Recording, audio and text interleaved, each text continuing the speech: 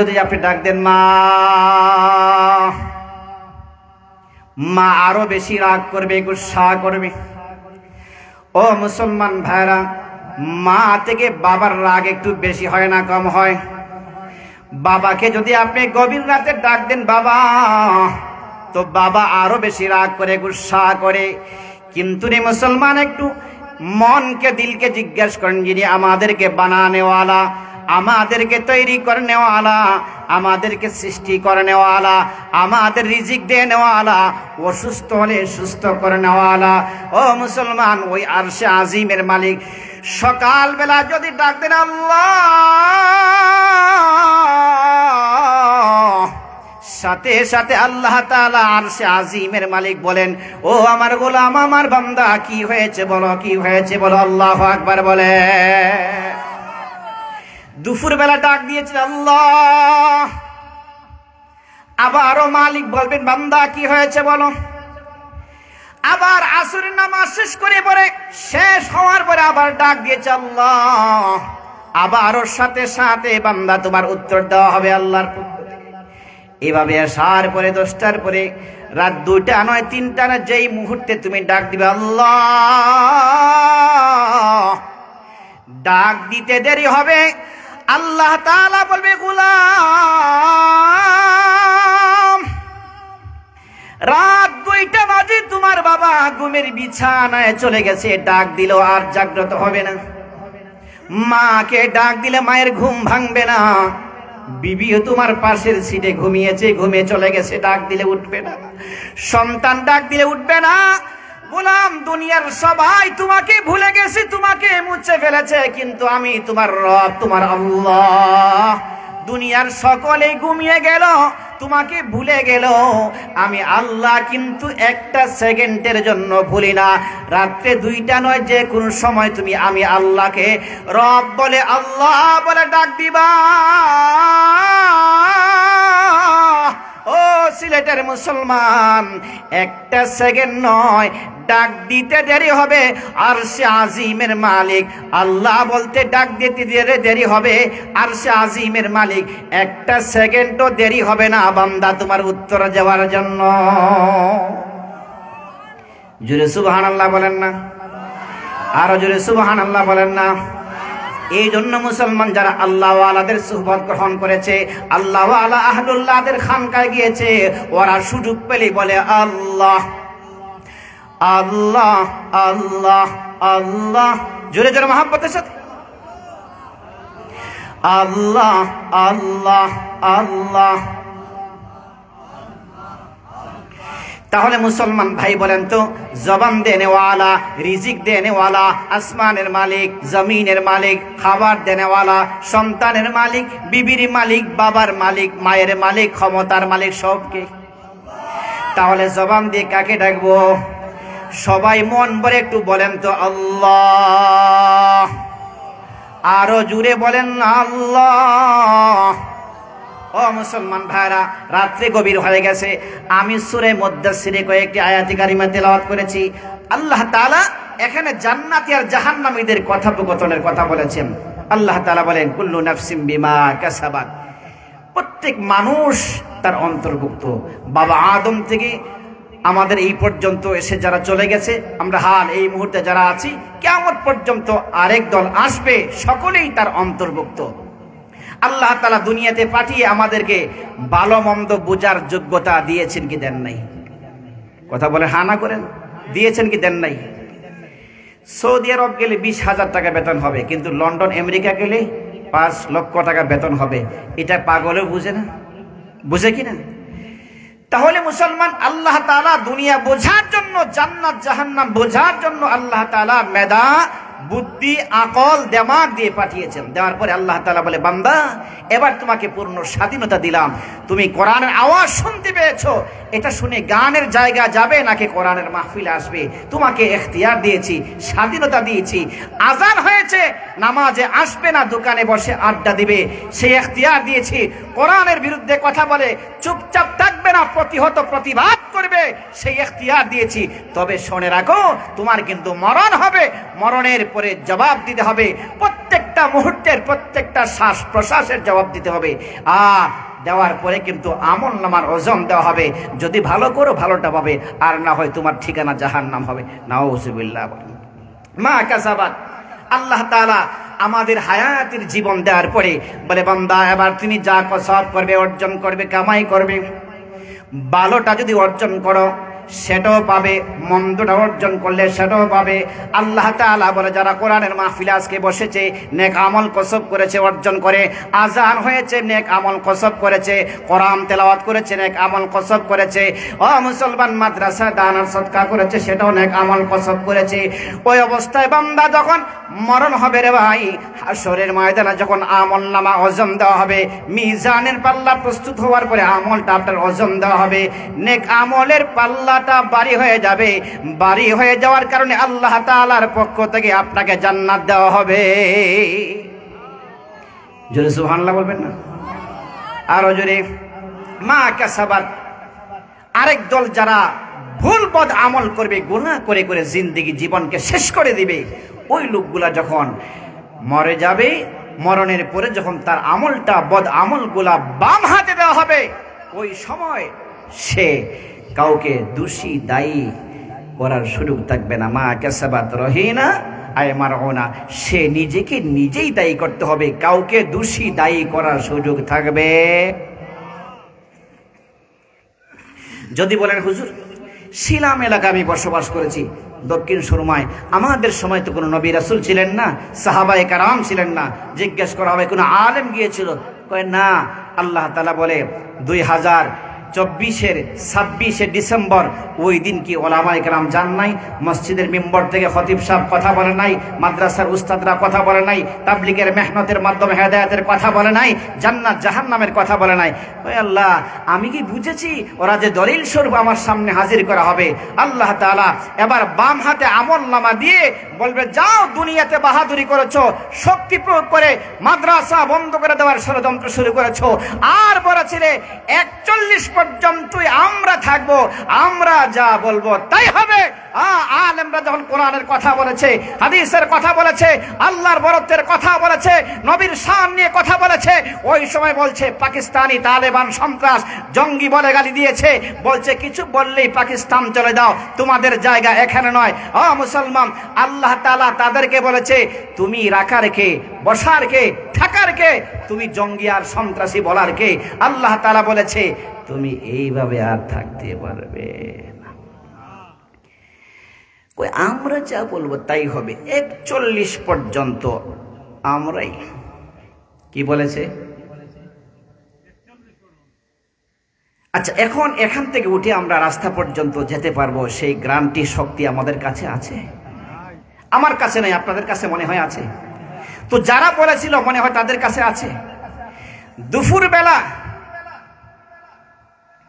রাগ করে না, গুসা করে বাস্তবতা বলি, গত কয় তারিখে আমি গণভবনের সামনে দিয়ে আসছি, আজ থেকে কয়েক মাস আগে, যেখানে এমনি থাকাইতে ভয় লাগতো, সিসি ক্যামেরা, প্রশাসন চতুর্দিকে, কত রং বেরঙ্গের, মানে তাকানোর সুযোগ নাই, ওই রাস্তা দিয়ে হোন্ডা বা অন্য কিছু নিয়ে যাওয়ার সুযোগ নাই।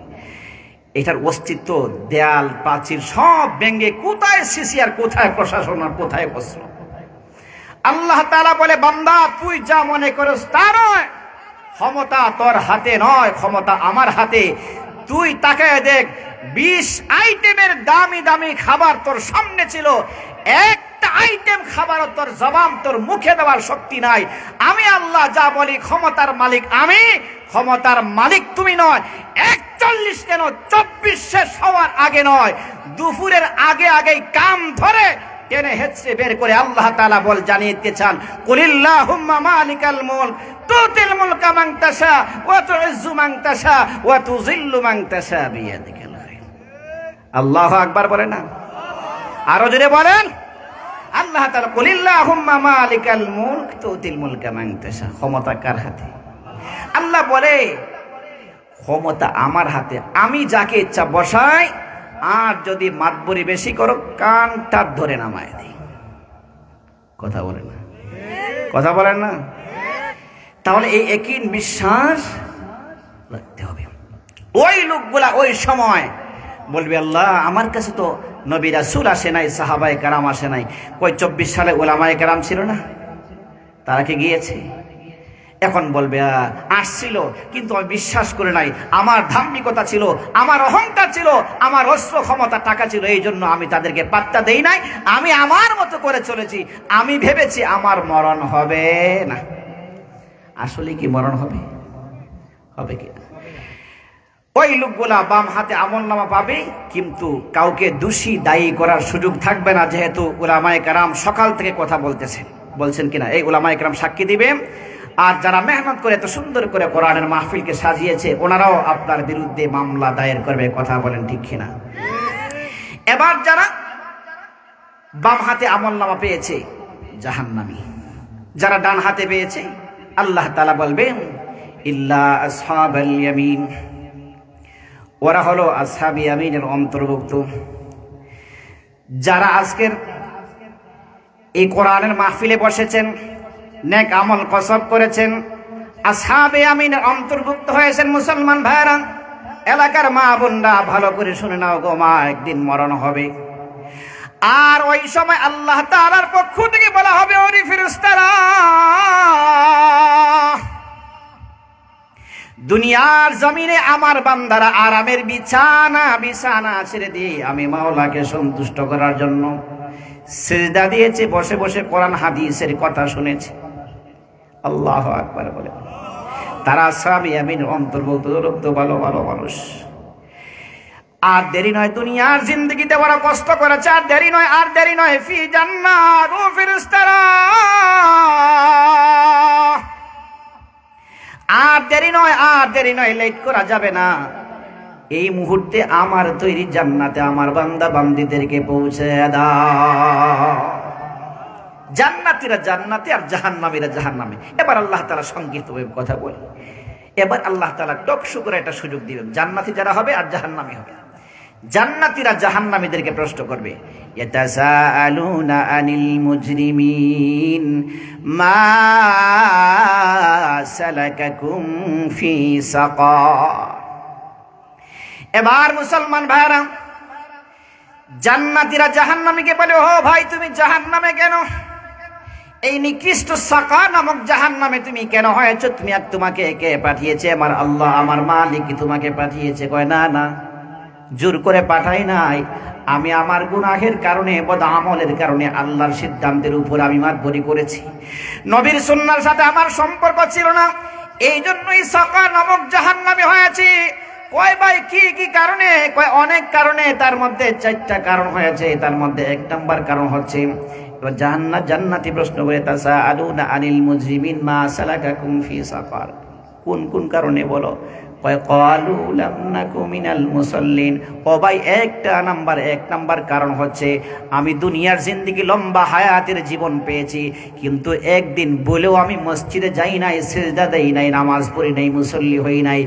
এই জন্য আমি আজকে না জাহান্নামী হয়েছি। বলেন তো মুসলমান, দক্ষিণ সুরমার মুসলমান ভাইরা, এলাকায় এমন লোক আছে কিনা যে বছরে একবার মসজিদে যায় না, নামাজ পড়ে না? আসেনি? নাই। ওই লোকটা যখন জাহান্নামী হবে, মাদ্রাসার ছাত্র ভাইরা, মসজিদের ইমাম, খতিব, মুয়াজ্জিন, তাবলীগের মেহনত করে নেওয়ালারা, খানকায় আল্লাহ ওয়ালারা, ও মুসলমান ভাইরা, ওরাই জিজ্ঞাসা করবে, তাসাআলুনা আনিল মুজরিমিন মা সালাকাকুম ফি সাকার। ও ভাই তুমি জাহান্নামে কেন? মা বোনরা এমন অনেক আছে নামাজ পড়ে না, আছে না নাই? মেয়ে নামাজ পড়ে, মা পড়ে না, মা পড়ে মেয়ে পড়ে না, বাবা পড়ে ছেলে পড়ে না, আছে না নাই? কই কি কারণে? কই দুনিয়ায় মুসল্লি হই নাই, নামাজি হই নাই, এই জন্য জাহান্নামী হয়েছি। কয় তাই নাকি? 2 নম্বর কারণ বলো। কয় ওয়ালাম নাকুন উতিমুল মিসকিন। ও ভাই দুনিয়াতে নামাজ পড়েছি, রোজা রেখেছি, হজ করেছি, সব করেছি, কিন্তু যখন মাদ্রাসার পক্ষ থেকে আমার কাছে একটু চাউল চাওয়া হতো, ডাউল চাওয়া হতো, মাদ্রাসার জন্য ইট রড সিমেন্ট চাওয়া হতো, একটু টাকা পয়সা চাওয়া হতো, তখন আমি বলতাম না না আমার কাছে নাই, যাও যাও যাও, এত টাকা দিয়ে মাদ্রাসা কি হবে? দূর করে দিয়েছি। গরিব অসহায় মিসকিনদের হক আদায় করি নাই, এই জন্য আজকে আমি নামাজি হওয়ার পরও জাহান্নামী হয়েছি। এমন লোক আছে না নাই? টাকা চাইলে বলেন নাই?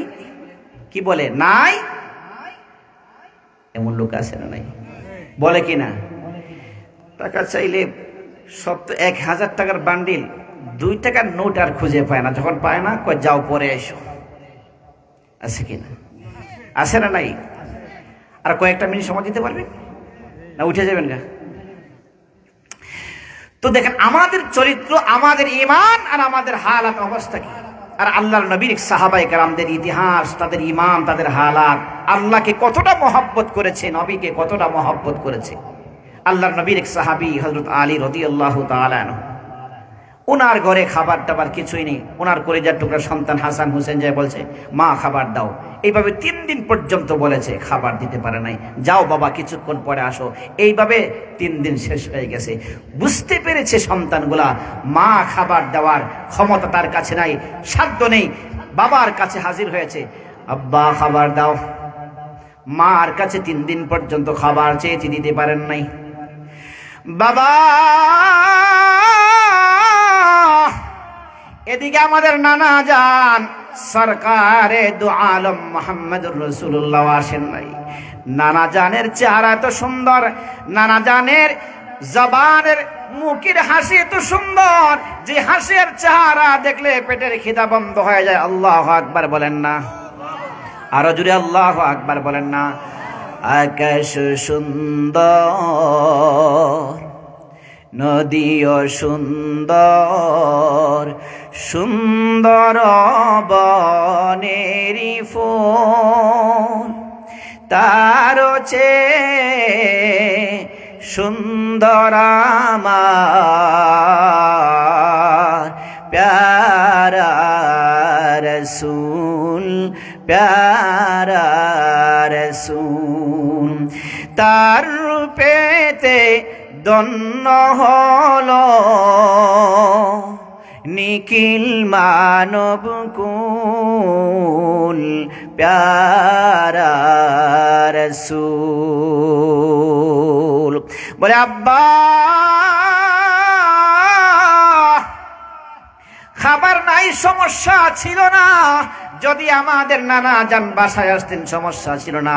ও মুসলমান ভাইরা, আমাদের নবীজির চেহারা এত সুন্দর ছিল। আল্লাহু আকবার বলে, আরো জোরে আল্লাহু আকবার বলেন। এবার বাবা আলী বলছে, করে এক টুকরা সন্তান, থামো দেখি কি করা যায়। এবার বিবির কাছে গিয়ে, প্রাণের বিবি ফাতেমা, আমার কলিজার টুকরা সন্তানগুলা খাবার চেয়েছে, দিতে পারো নাই। বুঝতে পেরেছি কিছুই করে নেই। আচ্ছা দেখুন, এমন কোন বস্তু, এমন কোন পণ্য, এমন কোন আসবাব আছে কিনা যেটা বিক্রি করে খাবার আনা যাবে? না গো স্বামী, ঘরে এমন কিছুই নাই। কই দেখুন, একটু চেষ্টা করো না। এবার ফাতেমা গিয়েছে ঘরে, কই স্বামী, ঘরে একটা চাদরের পুরাতন টুকরা আছে যেটা বিক্রি করার কোনো সুযোগ নেই, ময়লা লেগে আছে, জীর্ণ শীর্ণ, এটা বাজারে কি করে বিক্রি করা যাবে? আচ্ছা দেও দেখি, এটাই দেখি বাজারে নিয়ে বিক্রি করা যায় কিনা। যাক, এটা দেওয়া হয়েছে। বাজারে নিয়ে যে কোনো ভাবেই 6 দিরহাম বিক্রি হয়েছে। 6 দিরহাম বিক্রি হওয়ার পরে হযরত আলীর মনে বড় খুশি যে অন্তত এবার আমার বিবি, আমার সন্তানদেরকে খাবার দেওয়া যাবে। খুশি মনে বাড়ির দিকে রওনা দিয়েছে। এদিকে আসমানের মালিক আল্লাহ বলে, জিব্রাইল, আমার আলীর ইমানের অবস্থা কি আমি একটু দেখতে চাই। এই মুহূর্তে সে আমাকে ভালোবাসে নাকি তার দেড়হাম বিবি সন্তানকে বেশি ভালোবাসে, একটু দেখতে চাই। পরীক্ষা নেওয়া হয়েছে। আলী যাও, দুনিয়ার ভিক্ষুক ফকির যারা ভিক্ষা করে, এখানে দেখেন। এখন আমাদের মুসলমানদের অবস্থা এমন হয়ে গেছে, ভিক্ষাটা এতটাই ব্যবসায় পরিণত হয়েছে। সুস্থ মানুষ চলতে পারে, সেও ভিক্ষা করে। আছে না নাই? ভিক্ষা কে করবে? যার করে এক বেলা খাবারও। এক বাস স্ট্যান্ড, এক মহিলা প্রতিদিন গেলেই খাবার নেই, অসুস্থ, এই সমস্যা। আমার দেখা প্রায় 22 বছরের উপরে হয়ে গেছে এই কাউন্টারের আশপাশেই উনি ভিক্ষা চায়। তো আমি কয়েকদিন আগে জিজ্ঞেস করলাম, গতকালকে যে টাকাটা পেয়েছেন সেটা কোথায়? আস্তে করে চলে গেছে। মানে কাউন্টার যে কাউন্টারের যে ম্যানেজার আছে সে বলছে, হুজুর গতকালকে 2000 টাকা বাংতি টাকা দিয়ে আমার কাছে নোট নিয়েছে, তার মানে 2000 টাকা হলে প্রতিদিন আমরা কি 60,000 টাকা কামাইতে পারি? কি কথা বলেন না? ঢাকায় এমন ফকির আছে যার 7 তলা 10 তলাও বাড়ি আছে, মাঝে মধ্যে ধরা খায়, আছে না নাই? এদের কি ভিক্ষা দেওয়া জায়েজ? মাদ্রাসা যখন চায় আপনারা দিতে পারবেন না, কিন্তু ওই যে ধান্দাবাজ সে বেলকি ধরবে এমনি আর বলবে আমার কিছুই না। আপনি দিল এতটাই নরম হয়, আপনি 10 লক্ষ টাকার পোটলা দিয়ে দিবেন, এমন ইতিহাস আছে না নাই? কিন্তু আপনার বাড়ির প্রতিবেশী মাদ্রাসা ছাত্র উস্তাদ অনেক কষ্টে আছে, চা 1 বস্তা চাল দেন না, নাই নাই। হাসপাতালে গেলে এক রাত্রে 40 লক্ষ টাকা দিতে পারে, এমনও ইতিহাস আছে না নাই? কষ্ট হচ্ছে আপনাদের? তো মুসলমান ভাইরা, আল্লাহ তাআলা বলে, যাও দুনিয়ার ভিক্ষুকের সুরত ধারণ করে যাও, আমার আলীর কাছে যায় বলো একটু দেওয়ার জন্য। ও মুসলমান ভাইরা, রহমতের ফেরেশতা জিবরাইল যে বলে, ও ভাই আলী আমাকে সাহায্য করো না, আমার ঘরে খাবার নেই, কিছুই নেই। আলী বলে, ও ভাই 3 দিনের বেশি হয়ে গেছে, আমার ঘরের চুলা আগুন নেই, ঘরে খাবার নেই, আমার সন্তানগুলা খাবারের যন্ত্রণায় কাতরাচ্ছে, আমার বিবি ঘরে আছে, আমার সন্তানগুলো হলো জান্নাতি সমস্ত যুবকদের সরদার, আমার বিবি হলো সমস্ত জান্নাতি মহিলাদের সরদার, এমন লোকগুলো আমার ঘরে আছে, খাবার দিতে পারি নাই। ও মুসলমান ভাইরা, যাও যাও যাও, অন্য কিছু বলো করে দেওয়ার জন্য তৈয়ার আছি। দেয় নাই। আসমানের মালিকের দরবারে চলে গেছে জিবরাইল, আল্লাহ আলী তো দিতে চায় না। আসমানের মালিক আল্লাহ বলে, ও রে জিবরাইল, এইভাবে নয়, এইভাবে নয়, তুমি আমার নামটা উচ্চারণ করে আবার যে বলো। এবার আবার যে বলছে, ও ভাই আলী আমার ঘরে খাবার নেই, আমি বড় কষ্টে আছি, আল্লাহর হস্তে আমাকে একটু সাহায্য করো না। এবার আলী বলে, ও ভাই বাড়ি কোথায় জানি না, ঘর কোথায় জানি না, নাম কি তাও জানি না, কিন্তু তুমি আমার আল্লাহর নাম উচ্চারণ করে চেয়েছো। শুনে রে ভাই, যদি এই মুহূর্তে আমি আমার দিরহামটা তোমাকে না দিই, আল্লাহর রাস্তায় না দিই, তাহলে আমার আল্লাহ থেকে আমার দিরহামের প্রতি মহব্বত ভালোবাসাটা বেশি হয়ে গেল না? না, হতে পারে না। আমার আল্লাহ থেকে আমার বিবির প্রতি মহব্বত ভালোবাসা বেশি হয়ে গেল না? না, হতে পারে না। আমার আল্লাহ আমার নবী থেকে আমার সন্তানদের প্রতি, আমার জীবনের প্রতি মহব্বত ভালোবাসা বেশি হয়ে গেল না? না, আমি তো আমার আল্লাহ আমার নবীর সাথে ওয়াদা দিয়েছি, জীবনের বিনিময় সন্তান, বিবি, বাবা মা, অর্থ সম্পদ, গাড়ি বাড়ি যা আছে সবকিছুর থেকে বেশি আমার আল্লাহ এবং নবীকে ভালোবাসি। যদি এটা না হয় ওয়াদার খেলাফ হয়ে যাবে। এই চেহারা নিয়ে আমি আল্লাহর সামনে হাসরে ময়দানে দাঁড়াতে পারবো না, নবীর সামনে চেহারা দেখানোর সুযোগ থাকবে না। রে ভাই যাও যাও, সয়দের হাম নিয়ে যাও। যদি আমি না খেয়ে মারা যাই আর আমার মালিক যদি খুশি হয়, আমি মরে যেতে পারি, সমস্যা নেই। এই বলে সয়দের হাম আল্লাহর রহমতের ফেরেশতা জিবরাইলকে দিয়ে দিয়েছে। জিবরাইল চলে গেছে, আল্লাহ আলী তো দিয়েছে। আল্লাহ তাআলা বলে, দেখছো আমার আলীর ইমানের অবস্থা কেমন, তার বিবি, তার জীবন, তার সন্তান, তার টাকা, সবকিছু থেকে আমি আল্লাহকে মহব্বত করেছি, ভালোবাসি। আমার আলী সাকসেস, ইমতিহানে কামিয়াব হয়ে গেছে। কিন্তু আমার আলী আমাকে সন্তুষ্ট করেছে। এখন আমার দায়িত্ব হচ্ছে আমার আলীর সাথে তার সমস্ত তাকাজা পুরা করে দেওয়া, তার সমস্যার সমাধান করে দেওয়া। সুবহানাল্লাহ।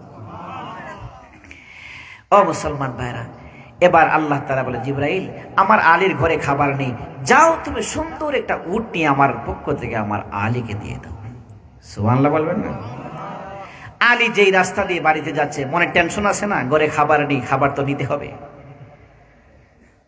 এবার আলী যেই রাস্তা দিয়ে যাচ্ছে, সুন্দর একটা উট নিয়ে জিবরাইল সামনে দিয়ে হাঁটতেছে। তো আলী বারবার তাকায়। তো জিবরাইল বলে, ভাই আলী তুমি আমার উটের দিকে বারবার কেন তাকাও? দেখি পছন্দ হয়েছে? আমার উটটা কি সুন্দর? কয় হ্যাঁ সুন্দর। কই কিনবা নাকি? কয় ভাই যেই ঘরে 3 দিনের বেশি হয়ে গেল চুলায় আগুন নেই, সেই উট কিনবে কি করে? কয় ভাই শুনেছি তুমি বড় ভালো মানুষ, যদি তুমি কিনতে চাও তোমার কাছে বাকিতে বিক্রি করা হবে, আলী বলে, ভাই বাকিতে বিক্রি করলেও তো একদিন টাকা দিতে হবে, আমার তো বিশ্বাস একিন হয় না ওই পর্যন্ত আমার কাছে এই উটের টাকা আসবে। কয়, ভাই সমস্যা নেই, যেই দিন তোমার সুযোগ হয়। সুবহানাল্লাহ বলেন। কয়, তাহলে ভাই কত দিরহাম বলেন? কয়, ভাই আলী তোমার জন্য 100 দিরহাম। 100 দিরহামের বিনিময়ে কেনা বেচা হয়ে গেছে। আলী খুশি মনে বাড়ির দিকে উটটা নিয়ে রওনা দিয়েছে। জিব্রাইল আল্লাহর কাছে চলে গেছে।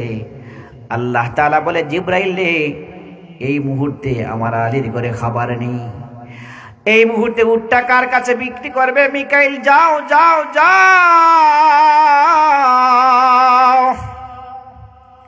আমার আলীর কাছ থেকে উটটা তুমি কিনে নিয়ে আসবা। এবার মিকাইল মানুষের সুরত ধারণ করে আলীর সামনে দিয়ে যায়, বলে, ও ভাই আলী, তোমার উটটা তো বড় সুন্দর, বিক্রি করবা নাকি? কয়, হ্যাঁ। কত দিরহাম? কয়, ভাই আমি তো 100 দিরহাম দিয়ে কিনেছি, তুমি যদি 160 দিরহাম দাও তাহলে তোমার কাছে আমার উটটা বিক্রি করে দেব। এবার মিকাইলের কাছে 160 দিরহামের বিনিময়ে কেনা বেচা হয়ে গেছে। 160 দিরহাম নিয়ে আলী বাড়ির দিকে রওনা দিয়েছেন। রাস্তার সামনের পয়েন্টে দাঁড়িয়ে আছে জিব্রাইল। ও ভাই আলী, ওই যে তোমার কাছে 100 দিরহাম বাকি দে, আমি একটা উট বিক্রি করেছিলাম, সেই টাকাটাকে দিতে পারবা? হ্যাঁ। 100 দিরহাম দিয়েছে। এবার 60 দিরহাম নিয়ে ঘরে প্রবেশ করেছে। মনে বড় খুশি, আনন্দ, এতগুলা টাকা পেয়েছে। এবার 60 দিরহাম দিলে মনে হয় রাসূলের কলিজার টুকরা ফাতেমা, আলীর বিবি, হাসান হুসাইনের মা মনে খুশি হয়ে যাবে। যে বলছো, প্রাণের বিবি ফাতেমা,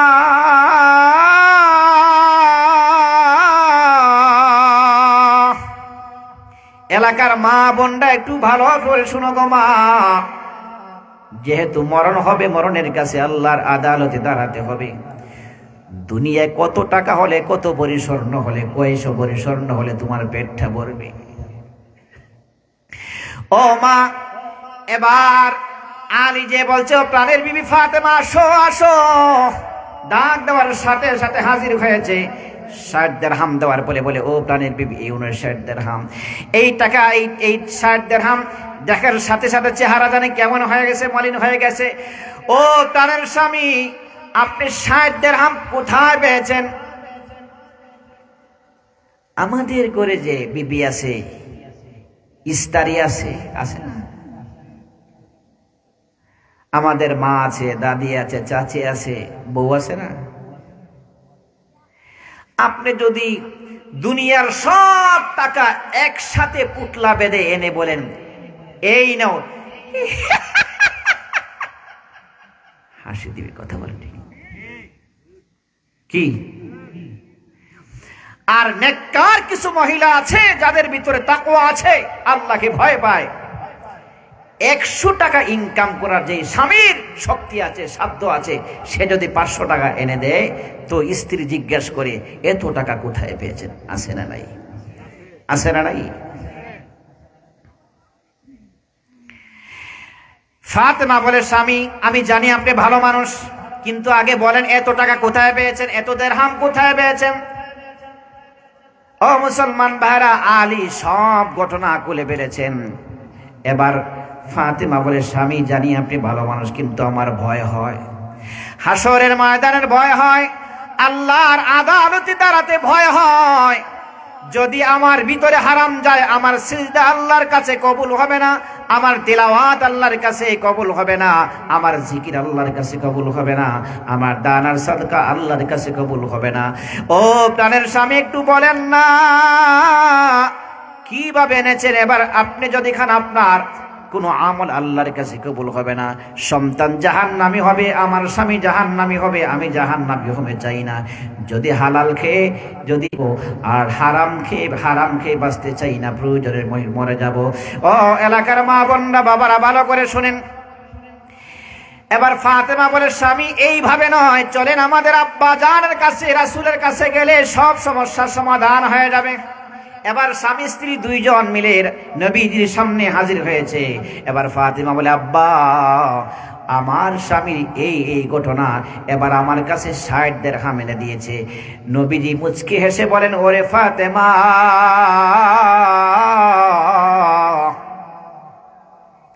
আমার আলীকে আল্লাহ কতটা মহব্বত করে তুমি জানো না? তুমি ভেবেছো আমার আলী মনে হয় সাধারণ? না না, আমার আলীকে আল্লাহ এতটা মহব্বত করে 3 দিন পর্যন্ত খাবার না পেয়ে আমার আলী 6 দিরহাম পেয়েছিল। আল্লাহ তাআলা পরীক্ষা ইমতিহানের জন্য একজন ভিক্ষুক পাঠিয়েছিলেন। সে ভিক্ষুক নয়, রহমতের ফেরেশতা জিবরাইল ছিল। আবার উট নিয়ে এসেছে, জিবরাইল ছিল। আবার কিনে নিয়েছে, মিকাইল ছিল। ওরে ফাতেমা,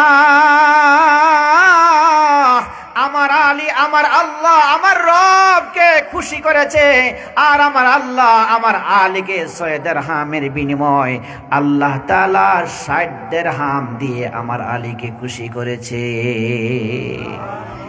জোরে সুবহানাল্লাহ বলেন, আরো জোরে সুবহানাল্লাহ বলেন। দিয়েছিল কয় দিরহাম? কয় দিরহাম পেয়েছে? কয় দিরহাম? 60 দিরহাম। সুবহানাল্লাহ। সে আল্লাহ এখন আছেন না নাই? হ্যাঁ, আগের থেকে গরিব হয়ে গেছে, এখনো দেওয়ার ক্ষমতা আছে না নাই? আছে না নাই? তাহলে আল্লাহর রাস্তায় 1 টাকা দিলে কয় টাকা পাওয়া যায়? হ্যাঁ, আল্লাহ 3টা কারগুজারে শোনাই। জামিয়া মাদানিয়া দারুল উলুম যাত্রাবাড়ি, আল্লাহর এক বান্দা 9 তলায় একাই বিশাল বড় বিল্ডিং বানিয়ে দিয়েছে। এই ভদ্রলোক নাকি বলে যদি সুযোগ হয় আরেকটা বানিয়ে দিবে। পদ্মা ব্রিজ এখানে কেউ গেছেন? আছে কেউ? পদ্মা ব্রিজের ওই পারে 5 শিবচর থানা মাদারীপুর জেলায় জামিয়াতুস সুন্নাহ একটা মাদ্রাসা, বাদশাহ মিয়ার মাদ্রাসা বলে চিনে। প্রায় 300-400 বিঘা জমির উপরে বিশাল বড় মাদ্রাসা একজনে চালায়। ছাত্র প্রায় কয়েক হাজার। লস হইলে চালাইতো? কি কথা বলেন না? আপনারা দোকান থেকে বিস্কিট খান না? আল আমিন বিস্কিট একটা কোম্পানি আছে না? আছে। এই কোম্পানির মালিক নোয়াখালী মাইজদি শহরে আল আমিন মাদ্রাসা বলে সবাই চিনে। আল্লাহর এক বান্দা বিশাল বড় প্রতিষ্ঠান চালায়। লস হইলে চালাইতো? কি কথা বলেন? তাইলে এখানে মাদ্রাসা আছে না নাই? মাদ্রাসার নাম কি? হ্যাঁ। তাহলে নোয়াখালী, মাদারীপুর, ঢাকায় যেতে হবে না। এই মাদ্রাসাকে আপনি মহব্বত করেন, তার চেয়ে দ্বিগুণ আল্লাহ তাআলা দেওয়ার ওয়াদা করেছেন কি করেন নাই? করেছেন কি করেন নাই? তাহলে শেষ কথা, এই মাদ্রাসাকে মহব্বত করবেন তো ইনশাআল্লাহ? মাদ্রাসা আর্থিক সময় বুদ্ধি শ্রম দিয়ে করবেন তো ইনশাআল্লাহ? কারা কারা একটা হাত উঁচু করে তো। আল্লাহ আমাদেরকে কবুল করুক, আমিন বলেন। আরো জোরে আমিন বলি। তাহলে 2টা কথা পেয়েছি। একটা হলো জাহান্নামে যাবার জন্য নামাজ ছেড়ে দেওয়া, মুসল্লি না হওয়া। 2 নম্বর হলো অর্থ সম্পদ মাল সামানা থাকলে গরিব অসহায় মিসকিন মাদ্রাসা লিল্লাহ বোরিং এবং মাদ্রাসায় দান সদকা না করলে এই লোকগুলা কি জাহান্নামী। কার কথা? ওয়ালাম নাকু নুতইমুল মিসকিন, উলামায়ে কেরাম আছেন। তাহলে এই 2টা থেকে বাঁচতে কি করতে হবে? নামাজ পড়তে হবে, দান সদকা করতে হবে। আরো যদি কখনো সুযোগ হয় ইনশাআল্লাহ আরো 2টা বলবো। 4টা কারণ আছে। এবার কথা হচ্ছে, দিনের শুরু থেকে আপনারা ওয়াজ আর নসিহত শুনেছেন, রাত্রে আলহামদুলিল্লাহ প্রায় 1টার কাছাকাছি। যদি এই ওয়াজ শুনে আপনি ফজরের নামাজ পড়তে না পারেন, এই আজকে নয় 1000 বছর কিয়ামত পর্যন্ত ওয়াজ শুনলে কোনো লাভ হবে? তাহলে ওয়াদা দেন জাহান্নাম থেকে বাঁচার 1 নম্বর কারণ হচ্ছে নামাজ পড়া। তাহলে আজ থেকে মরণ পর্যন্ত নামাজ ছাড়বো না, নামাজ পড়বো। কারা কারা একটু হাত উঁচু করেন। আল্লাহ আমাদের সকলকে কবুল করুক, আমিন বলেন। আজকের মাহফিলের সফলতাই হচ্ছে যদি আমরা নামাজকে বন্ধু বানাতে পারি, নামাজকে আপন বানাতে পারি। হাসরের মাঠে কবর থেকে নিয়ে এই নামাজ আমার পক্ষে কথা বলবে, আমার পক্ষে সুপারিশ করবে। এই নামাজ যতক্ষণ পর্যন্ত জান্নাতের ফয়সালা না হবে ততক্ষণ পর্যন্ত নামাজ আমাকে 1টা সেকেন্ডের জন্য ছেড়ে দিবে না। সুবহানাল্লাহ। আল্লাহ তাআলা আমাদের কবুল করুক, আমিন বলেন। আখিরের দোয়া দেশ বিদেশ থেকে টাকা পয়সা দিয়ে সহযোগিতা করছেন, সবার লাগে দেওয়া হইতো। আর মাদ্রাসার যে প্রতিষ্ঠাতা আছেন লন্ডন, তখন অসুস্থতার কারণে আইতে পারছেন না, সবার কাছে দোয়া চাইছেন। সকল লাগে কাছ থেকে দোয়া করতে, আর সবের সহযোগিতা আছেন মহল্লাবাসী, বিদেশি হলেও দোয়া। আল্লাহ আলহামদুলিল্লাহ বলি। মাদ্রাসার প্রতিষ্ঠাতা যিনি লন্ডন আছেন, অসুস্থতার কারণে আসতে পারেন নাই, আপনাদের কাছে দোয়া চেয়েছে। আমরা দোয়া করি আল্লাহ তাআলা যেন সুস্থতার জিন্দেগি দান করে সকলে আমিন। ফয়জুল্লাহ নোমানী সাহেব অসুস্থ, দোয়া চেয়েছেন। আমরা দোয়া করি আল্লাহ তাআলা যেন ওনাকেও সুস্থতার জিন্দেগি দান করে। এখানে আমরা যারা বসা আছি আমরা অনেকেই অসুস্থ, আমি নিজেও অসুস্থ। আমরা দোয়া করি আল্লাহ তাআলা যেন সকলকে সুস্থতার ব্যবস্থা করে সকলে আমিন বলেন। আল্লাহ তাআলা যেন এই মাদ্রাসাকে কবুল করে, মাদ্রাসার সমস্ত জরুরত যেন আল্লাহ তাআলা গায়বী খাজানা থেকে পুরা করে সকলে বলে আমিন। আলহামদুলিল্লাহি রাব্বিল আলামিন। রব্বানা যালামনা আনফুসানা ওয়া ইল্লাম তাগফির লানা ওয়া তারহামনা লানাকুনান্না মিনাল খাসিরিন। রব্বানা আতিনা হাসানা ওয়া ফিল আখিরাতি হাসানা ওয়া কিনা আযাবান নার। রব্বিরহামহুমা কামা রাব্বায়ানি সগীরা।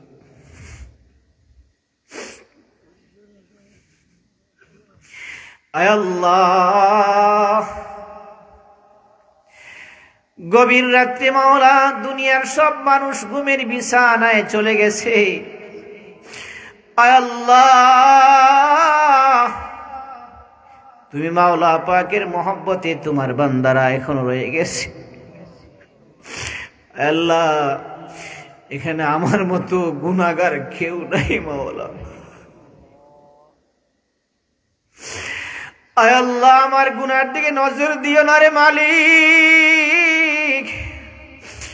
তওবা করতেছি, আর কোনদিন গুনাহ করব না। আয় আল্লাহ, শয়তানের ধোঁকায় পড়ে, নফসের ধোঁকায় পড়ে গুনাহ করে ফেলেছি, আর কোনদিন গুনাহ করব না। আয় আল্লাহ, মেহেরবানি করে আমাদের জিন্দেগীর গুনাহগুলো মাফ করে দাও। আয় আল্লাহ, আমরা যারা হাত বাড়িয়েছি জীবনে কত গুনাহ করেছি, কবিরা সগীরা, শিরক বেদাত, প্রকাশ্যে গোপনে, জানিয়া না জানিয়া, বুঝিয়া না বুঝিয়া।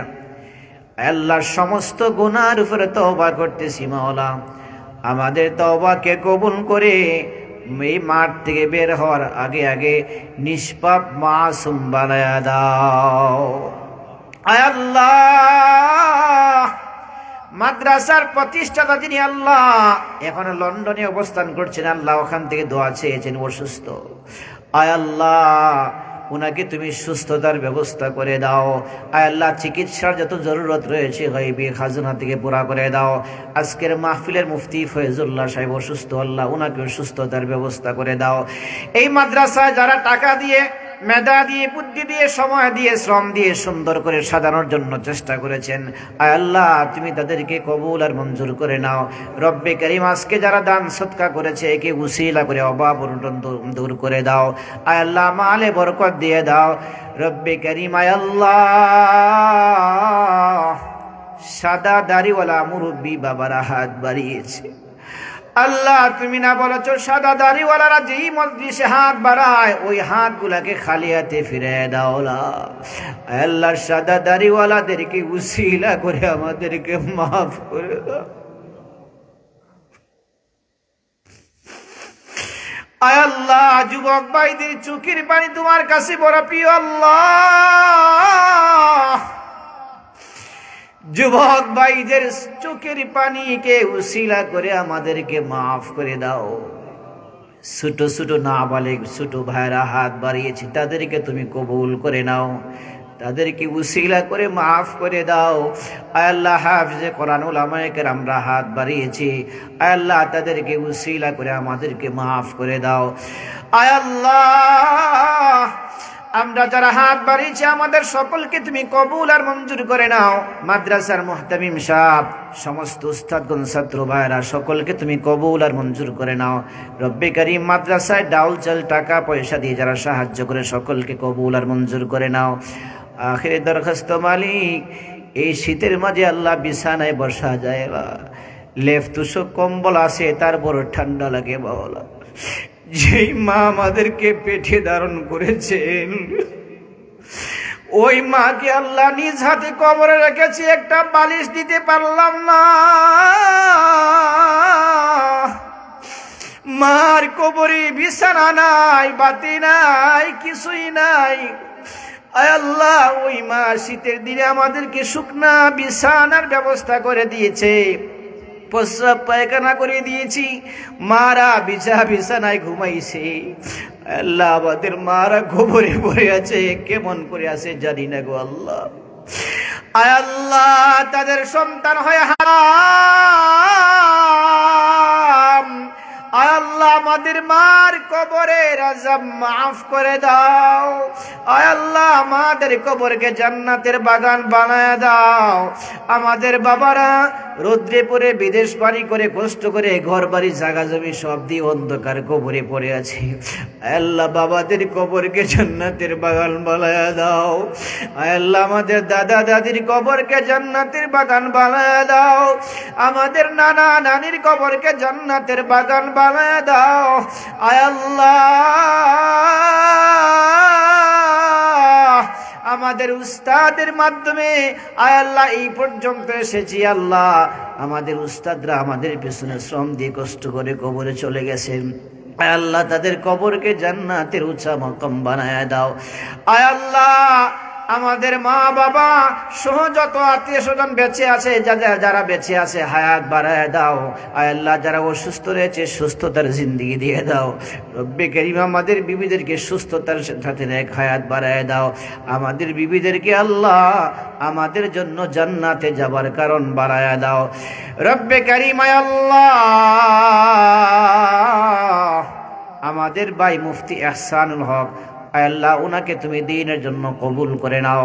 রব্বে কারীম, দোয়া চেয়েছে মাওলা, তার সমস্ত নেক হাজতগুলা পুরা করে দাও।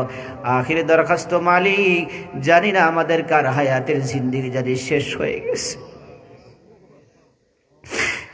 আল্লাহ, জানি না আমাদের কার কাফনের জানি কোন দোকানে জমা হয়ে গেছে গো আল্লাহ। আজরাইল জানি কোন দিন এসে যায়, মালাকুল মউত কোন দিন জানি হাজির হয়ে যায়। আয় আল্লাহ, মালাকুল মউতকে পাঠানোর আগে আগে আমাদেরকে পাক্কা মুমিন বানায় দাও। আয় আল্লাহ, বারবার নবীর রওজায় সালাম দেওয়ার ব্যবস্থা করে দাও। তোমার বাড়ি বাইতুল্লাহ যাওয়ার তৌফিক নসিব করে দাও। রব্বে কারীম, আয় আল্লাহ, আখির দরখাস্ত করি মাওলা, দুনিয়ায় কোনো ভিক্ষুক যদি কোনো বাড়িতে যায় ওখান থেকে তাড়িয়ে দেয়, তার জন্য হাজার দরজা খোলা আছে। কিন্তু আল্লাহ, আমরা গুনাহগার বান্দা, তুমি যদি তোমার রহমতের দরবার থেকে তাড়ায় দাও, বলো আমরা কোথায় যাবো আল্লাহ, কার কাছে আশ্রয় নিব? কে আমাদেরকে মাফ করে দিবে? আয় আল্লাহ, আমাদের গুনার দিকে নজর দিও না। গভীর রাত্রে বান্দারা হাত বাড়িয়েছে, যার হাত কানা তোমার কাছে পছন্দ মনে হয় তার হাতকে তুমি কবুল আর মঞ্জুর করে দোয়াকে কবুল করে নাও। এলাকার মা বোনদেরকে দ্বীনের জন্য কবুল করে নাও, যুগের রাবিয়া বসরি বানায় দাও। রব্বানা তাকাব্বাল মিন্না ইন্নাকা আনতাস সামিউল আলিম ওয়া তুব আলাইনা ইয়া মাওলানা ইন্নাকা আনতাত তাওয়াবুর রহিম برحمتك يا أرحم الراحمين।